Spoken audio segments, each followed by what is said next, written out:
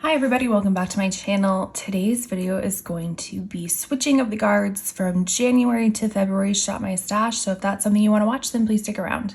Well, hello, if you are new to my channel, welcome so much. Thank you so much for coming by. I truly appreciate it. And if you're not new, well then I appreciate you coming back.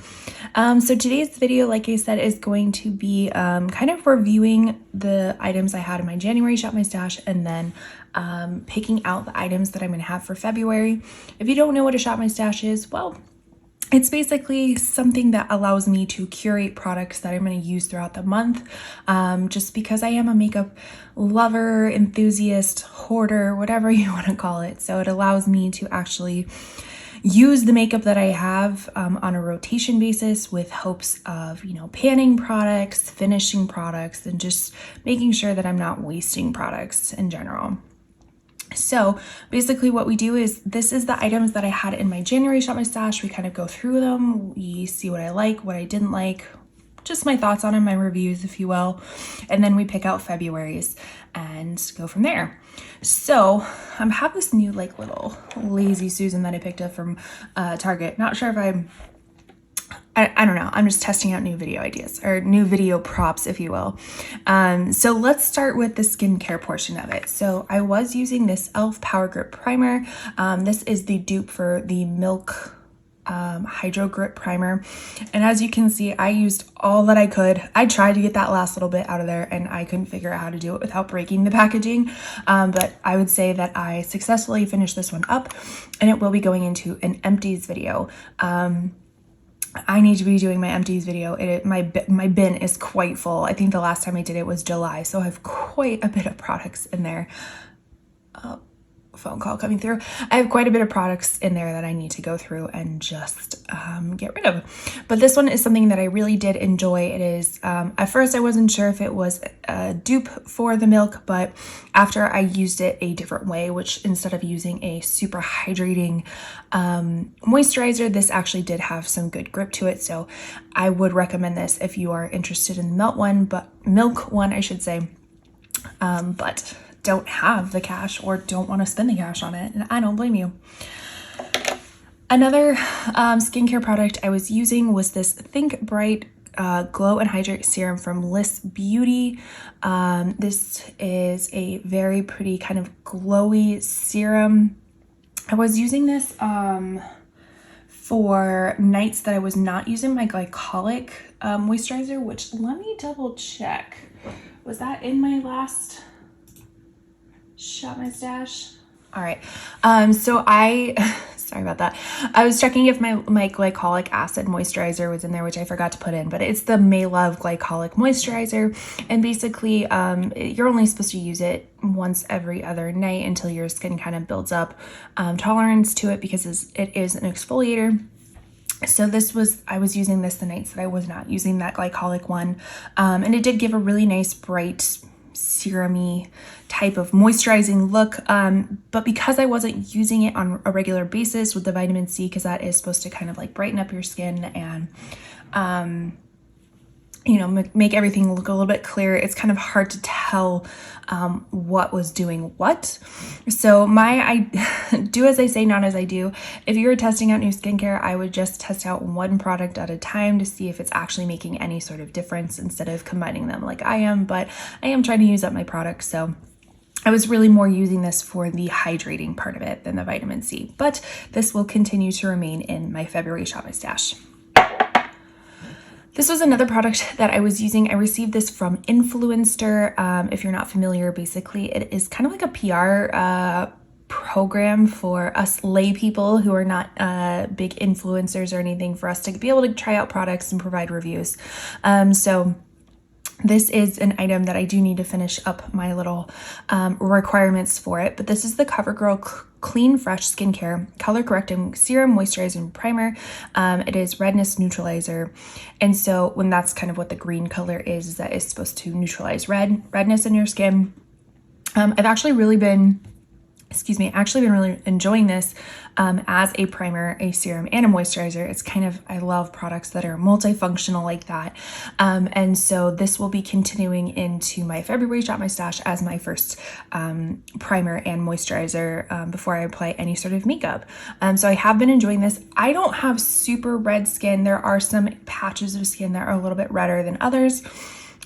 So the neutralizing, I don't feel like I need so much, so I can't tell you like if you were super red if the green would totally neutralize it, but I do think it's more of just kind of taking that wash of red out. So if you do have more red skin and you've tried this, please comment down below if it like truly cancels everything out. For me, I just don't have that, so I can't really give you that that type of review on it, but I do enjoy it as a primer. All right, I guess we'll just like do this.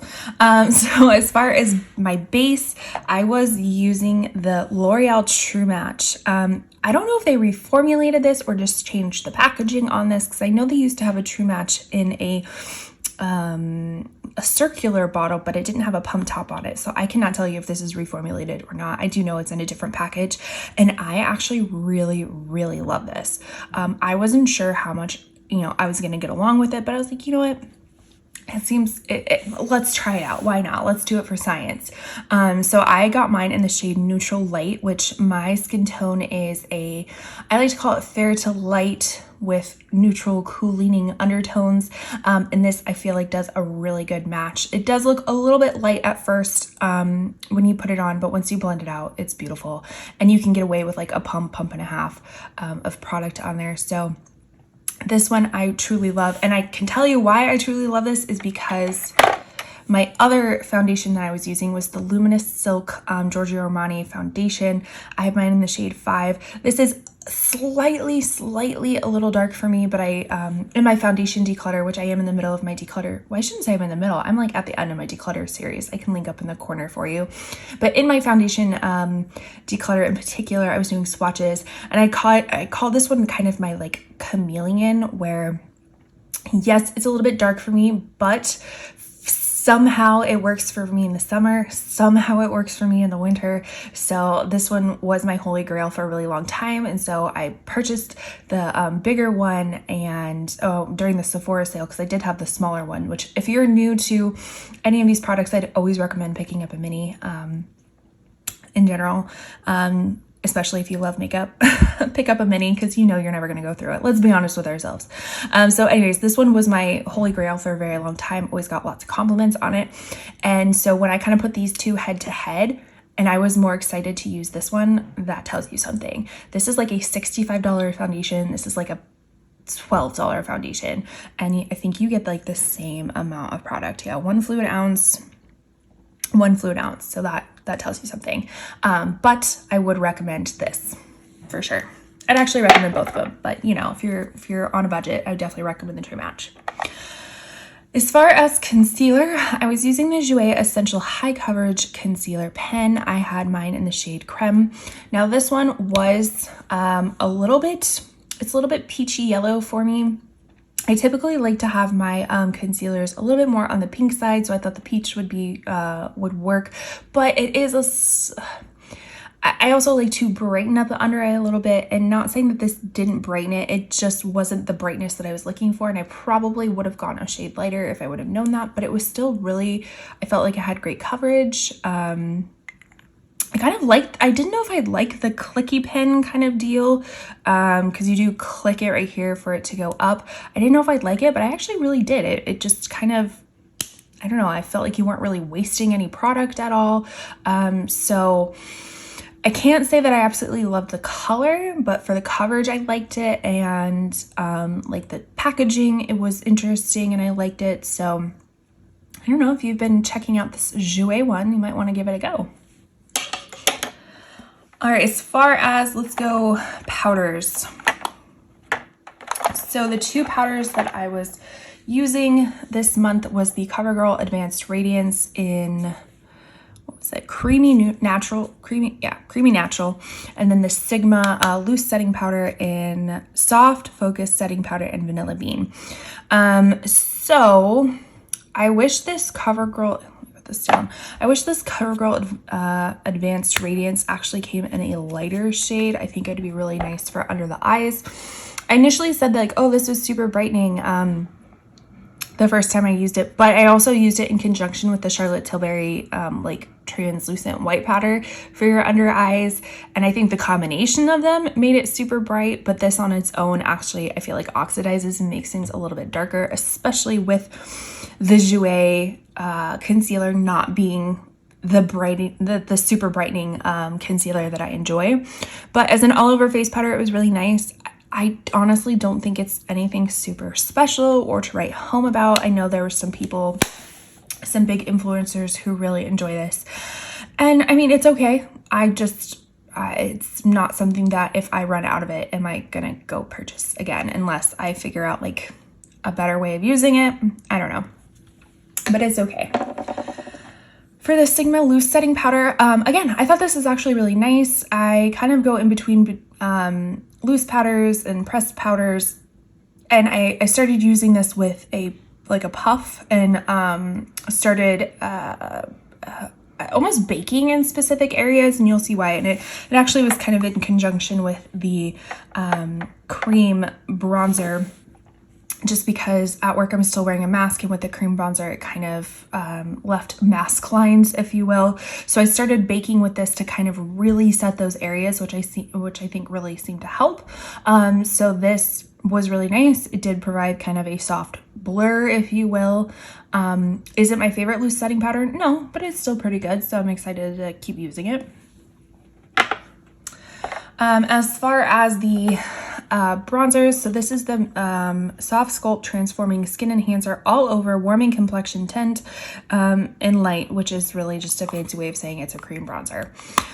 So this is very creamy, and this is almost gone. And I am going to consider this gone just because this last little bit right here, because I kind of leave my brushes out or exposed, if you will, so they kind of sometimes they collect dust, and it just like is getting all the dusty crusty in there. So I'm going to consider this done. I'm going to be happy with that, which was the whole point of this. I during my bronzer declutter, I was like, you know what, this wasn't my absolute favorite cream bronzer, but I had the satisfaction of just getting it done. So we're done and over with. So would I recommend this? You know, it was okay. I think there's some other creamy bronzers out there that perform just as well, if not better than this, that are like half the price. Like the Makeup Revolution cream bronzer is really nice. What's the other one? The Rare Beauty, I can't think of it. The stick bronzer, that one's really nice, and I think it's cheaper than this one. So I would recommend that, and it's not as messy. So yeah, that's exciting. What I did notice, so I've used this in 2 Shop My Stashes and it's almost gone. So I will say, for if you love to pan things very easily, I would recommend this. But also the longevity of it is, you know, you expect it to last a little bit longer, and I guess it really just depends on how much product you're using. I mean, it does last for 12 months, so it is nice that you're going through it and not wasting it or not letting it expire. But you know, something to think about. The other bronzer I was using was the Sigma Matte Bronzer, and I had mine in medium. And I said in my previous videos is that on camera and on their promo photos, this looked super neutral, even if not cool leaning.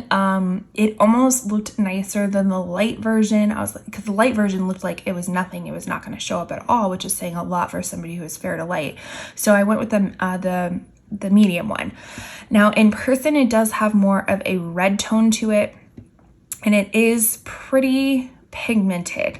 So if I had a do-over, I would have gone with the light and not the medium.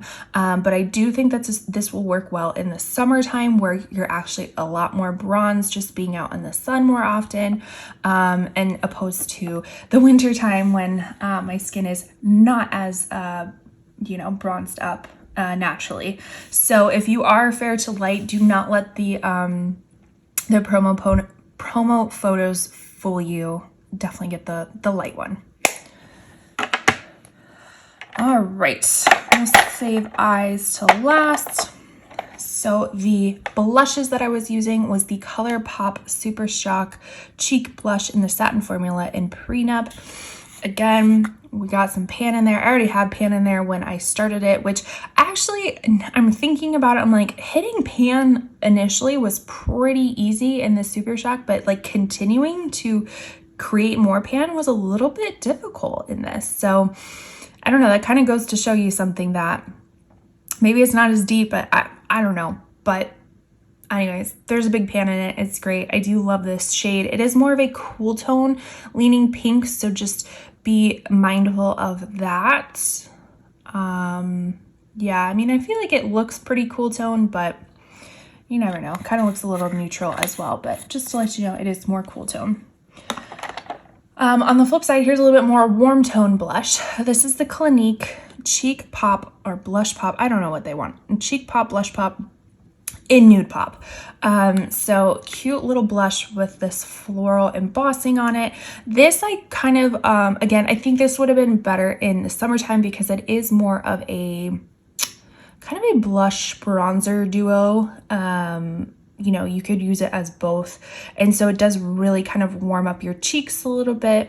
But again, really, really pretty, and I would recommend this. I actually would be interested to see what other colors they have that lean a little bit more pink or peach. But this one I really did enjoy. Here is another Influencer product that I was testing out. This is the Charlotte Tilbury Glow Glide Face Architect Highlighter in Moonlit Glow. I definitely think they could have done a little bit better with the name, but you know, I didn't create it. So this is a really, really beautiful highlighter. I have, that's my hair in there. I have shared a review post on my Instagram, so I won't go too much into it, but I really do enjoy it. It's buildable. You know, you can have a very natural kind of glow leading up to a very blinding highlight. So, and I do believe that this is the lightest shade in this particular, what do you want to call it, product. So I really do enjoy it. Is it worth $54? I don't know about that, but it's nice and I got it for free for review. So you gotta love it. Finishing up with eyes, I have been doing my best to finish up this product. This is the Kosas, I can never remember what it's, Airbrow, in dark brown. And it is, I can tell you this will probably be the last month that I have with this, because it is starting to get a little bit, takes a few more coats to get my eyebrows where I enjoy them. But this has been one of my favorite eyebrow products I've tested ever. I keep using this over and over and over again. So I will be putting this in my February and probably finishing up as well. And then as far as mascara, this was the Milani highly rated anti-gravity mascara. This is nice. Again, I have very hooded eyes, so this wand is a little bit intimidating because it doesn't work very well with the shape of my eyes, because it can, I don't want to say like transfer in the sense that I put it on and it transferred on my eyelids. It just, because the brush is so big, it just gets on my eyelids when I'm putting it on. So you just have to be a little bit more careful when you put it on, and I consider myself somebody very haphazard putting on mascara. What I have done, which has helped, is I will use like a little mirror and actually kind of put it right under my eyelashes, so I'm looking down at my eyelashes putting it on, opposed to straight out, which kind of seems to help not kind of get it all over the eyelid. But this one's nice. It's just I'm not a fan of the brush, but the formula is pretty good. And then as far as eyeshadows themselves, I did the ColourPop Not a Box of Chocolates kind of like neutral palette, and this is what it looks like. I felt like this whole month I didn't really wear a whole lot of eyeshadow, and that's kind of been my theme for the past few months. I'm just a little apathetic in the morning of getting up and having to go to work and putting on eyeshadow. So a lot of times I'll just take one neutral eyeshadow and kind of run it in my crease, or even if it's my bronzer. But the nights I was able to get up, I don't want to say the nights I was able to get up, the nights I was able to kind of glam myself up if we were like going out somewhere, I did use this one and the other eyeshadow, and they both work really well, and I really love the tones in here. I do wish it was a little bit, I wish we had a few more neutral colors in here, because all of them are very warm leaning, I feel like, you know, with the exception of a few of the like darker cool tones, but I wish we had more like mid-tone neutrals or mid-tone light colors in here. I think that would make a really nice palette, like, because some of these are kind of similar, like On the Chip and Amaretto, a little bit similar in terms like that. So that would just be my little change up, but again, really did enjoy this. And the last palette I used was the Sigma Alice in Wonderland palette. This is what it looks like. Sorry, the gold reflection makes it a little bit difficult to see the true colors of all these, all the eyeshadows. I use this one, this 10-6. It's kind of like a mauve-y neutral. I use that one a lot in my crease. This twinning one was actually pretty cool, a very mustardy yellow, which I didn't know if I'd really enjoy, but I actually did. You just have to be careful. Well, I had to be careful because that color can kind of look like you're jaundiced, or like you have a bruise or something that's healing. So just you really had to use some other colors to look like, hey, it's eyeshadow, not that I have a black eye. The only thing about this palette, like I like this half as a palette and then I like this half as a palette, but kind of combining the two, I just don't, maybe that's just in my eye, I just feel like this half doesn't go with this half, or like how would you incorporate this half with this half? I'm sure there's a lot more creative people who could do it. Just for me, it was a little bit visually complicated in doing that, where I'm just like, oh, I'm only going to use those, or I'm only going to use those together. But still, I really liked this color palette, and this is the first time using Sigma eyeshadows, and I really did enjoy them. Do I feel like they are the best things ever, that, oh my gosh, you need to run out and get all the palettes? Not really, but you know, they come out with really pretty color stories, and their palettes can be quite expensive. I've gotten all my full-size palettes on sale, like 40% off sale, because they're normally like $40 or $50, and you know, that's kind of a lot for testing out a new eyeshadow palette. But they do have which I think is very smart. So all of their, I should say not all of their palettes, but most of their palettes that are not like in collaboration with anybody. So they come out with this, but then they come out with like a mini palette that is just one row of like curated eyeshadows from the palette. So that could be a really great way of trying out Sigma if you've never tried it before. So anyways, this was, I guess, should I do a recap? Yeah, let's do a recap.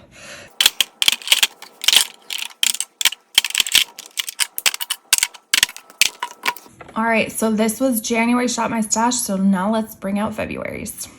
All right, so this is what we have for February. So these are the products that will be continuing to rotate into this month as well, with hopes of finishing them all up. Regarding foundation, if you didn't watch my foundation declutter, I did have quite a bit of foundations that I just couldn't remember what my opinion were on them, which is not a good thing, meaning I have way too many foundations. So these were two of them. This is the Flower Beauty Light Illusion Luminous Makeup, and then this is the Makeup Forever HD Skin. I believe this is the newer formulated one. Neither one of these I could remember what my opinions were, so I decided to kind of keep them in a maybe pile or try again pile. So I'm going to try these out again this month, and if I love them, I keep them. If I don't, I declutter them. So I'm not going to wait around for next year to declutter. I will just declutter them as we go. So in the Makeup Forever, I have one N06, and then in Light Illusion, I believe I have Porcelain L1. So these will be my foundations. As far as concealers, again, in my concealer declutter, I stated that I hadn't used this Fenty Brighten, the Bright Fix Eye Brightener Illuminator in forever. I have mine in Seashell 03, and so I'm going to try it out. If I like it, I keep it. If I don't, I declutter it. So a lot of this is kind of my Do I like it? Do I not like it? What are my actual opinions on it? And get rid of it if I don't. This is one I know I really do like. This is the Patrick Star One Size Concealer. Mine is in Fair 3. This one I know I like, and so my hope is just to finish this one up, because I can kind of tell by feeling it that it's getting there. It is getting there. All right, this was kind of a, I want to say a very take these out, a very heavy bronzer blush type of video again, because I went through all my declutters and I'm like, oh my gosh, like I haven't used this in forever, which is the whole point of it. So I wanted to pull stuff out. One that I know I haven't tried is, because this is new, this is the Chanel Le Beige Healthy Glow Bronzing Cream. And this is what, let's see if we can get it without, it's got that suction on there. So this is what this looks like, and I've been eyeing this for a really long time, so I'm going to try this out and see how it goes. And I was sniffing it to see if it has any fragrance. It does have a little bit of fragrance, but it's not like super overpowering in my opinion. So that will be my cream bronzer, which is something I kind of like to do, is have a cream bronzer and a powder bronzer. But I had to be extra and do a few different powder bronzers. So the first one is the Natasha Denona Contour Sculpting Powder. I don't know if it's in a shade. Yeah, 1 light. That's what that looks like. So I will be using that as more of a cool tone contour bronzer. And then this one is more of a illuminating one. This is the Flower Beauty Heat Wave Luminous Bronzer. So I will be using that as well. As far as blushes, so for my liquid blush, I'm going to use the Charlotte Tilbury Glowgasm Beauty Light Wand in Pinkgasm. I just saw that they came out with matte blushes, which is interesting. I don't know if I'm in the market for a matte liquid blush, but I do like the kind of sparkly blushes. So if you've tried the Charlotte Tilbury matte blush, let me know. Am I missing out? And then as far as my powder blushes, I'm going to use the Flower Beauty Flower Pots in Sweet Pea. This is kind of a nice cooler tone blush. And then we have the Hourglass Ambient Strobe Lighting Blush in Incandescent Electra, which that is what that looks like. As far as highlighter and probably even primer, I finally got my hands on the e.l.f. Halo Glow Liquid Filter. Mine is in the shade Fair. Let me double check. Yeah, shade Fair, which again, I feel like these shades are like super duper off, and this seems a little bit more yellow than a Fair should be, but it is what it is. It does work really well as a highlighter. I haven't tried it for a primer or an underglow or anything like that, so I will definitely try it that way too, but it is really nice as a liquid highlighter. As far as powders, we'll start with this one. So this Laura Geller Baked, Balance, and Brighten. It's actually a foundation, a color correcting foundation. I have mine in porcelain, but I've only used it as like a finishing powder. So I even said it in my declutter that I was like, you know what? I feel like I need to test this out as a powder foundation. So I kind of have it in this February to use as both. You know, I'm going to use it as a finishing powder as well as I'm going to try it out as just a foundation and see how it works.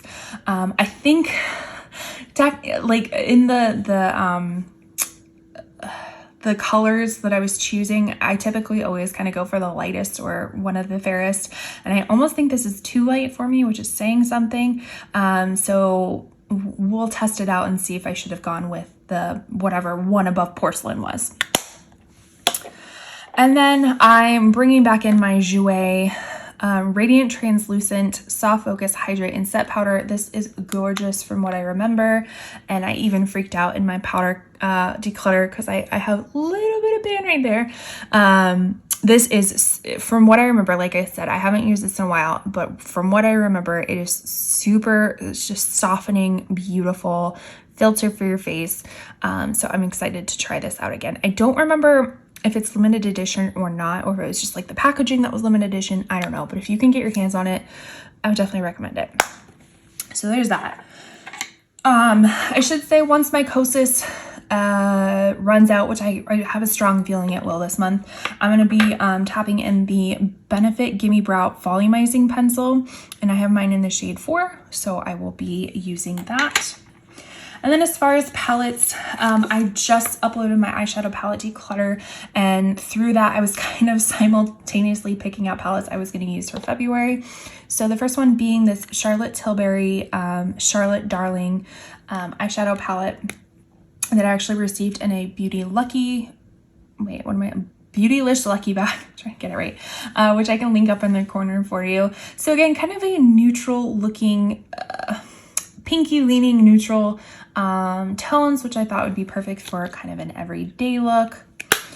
Then I had my Passion in Paris, my BH Cosmetics Passion in Paris palette, which I thought would be super pretty, you know, kind of a mixture of like the reds, the purples, and the blues, very romantic like for Valentine's Day. And then my last palette is the Natasha Denona Retro palette, which was one that I truly loved. Again, kind of more on the pinky side, but you also have more of these like coppery warm tones. So really just a nice overall palette.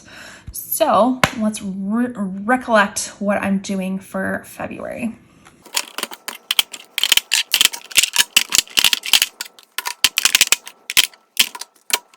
All right, so this is everything I have for February. Shop my stash. Please let me know down in the comments, did I pick out any of your favorites? Have you tried any of these before? I would love to hear all of your thoughts about everything. I truly appreciate it. Please leave a like on your way out if this is something you enjoyed. Also, don't forget to consider subscribing. I do a lot of beauty content and also reselling content, because those are the two things I love to talk about. So why not talk about them together on a channel? And with that, I will see you in my next video. Bye.